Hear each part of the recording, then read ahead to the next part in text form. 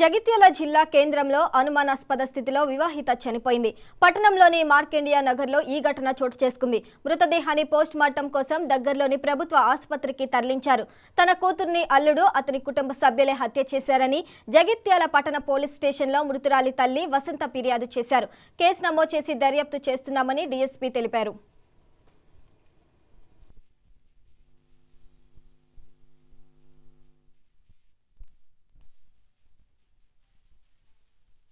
కాళ్ళ సుధారాణి అనే అమ్మాయి గుంజపడుగు గ్రామానికి చెందిన రంజిత్ అనే వ్యక్తితోటి గత 4 సంవత్సరాల క్రితము ప్రేమ వివాహం చేసుకుంటుంది. అమ్మాయి క్యాస్ట్ చేసి అబ్బాయి క్యాస్ట్ వైశ్య.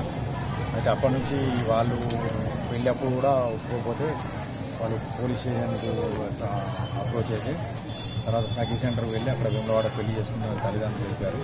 అప్పటి నుంచి కూడా అతడు ఆమెను వేధిస్తున్నాడు, కులం తక్కువ అని చెప్పేసి. తర్వాత నిన్నటి రోజు రేపు వాళ్ళ అబ్బాయి వీళ్ళిద్దరికీ ఒక కొడుకుంటారు. అబ్బాయి పుట్టెంటికలు పెట్టుకున్న క్రమంలో అమ్మాయి తరఫు వాళ్ళు బంధువులు ఎవరు కూడా ఇంటికి రావద్దని చెప్పి ఆమెను వేధించి అది చేసిందని. తర్వాత ఇవాళ ఉదయం అతడు వాళ్ళ అమ్మాయి బాబాయికి ఫోన్ చేసి మీ అమ్మాయి మంచం మీద పడి ఉన్నది, టాయిలెట్ చేసుకున్నది అని చెప్పి ఫోన్ చేస్తే వాళ్ళు వచ్చేవరకు ఏంటంటే అతను గవర్నమెంట్ హాస్పిటల్ కాక ప్రైవేట్ హాస్పిటల్ తీసుకెళ్తాడు. అక్కడి నుంచి పట్టకపోతే ప్రభుత్వ వైద్యశాలకు తీసుకొచ్చే వరకు అప్పటికే ఆమె చనిపోయి ఉంటుంది.